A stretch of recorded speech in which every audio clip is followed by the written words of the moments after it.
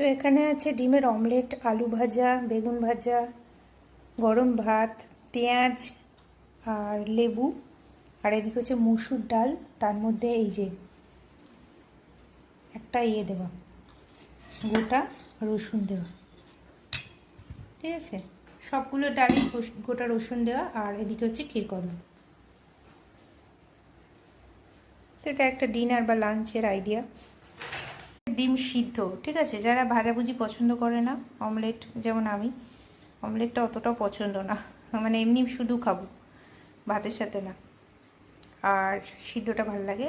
আর আলু ভাজা, বেগুন ভাজা, এদিকে পেঁয়াজ, লেবু, এদিকে মসুর ডাল, সাথে এরকম একটা গোটা রসুন, ঠিক আছে, লঙ্কা, কাঁচা তেল দিয়ে বানানো। রসুন দিলে কিন্তু ঘি দিলে ভালো লাগবে না, ঠিক আছে।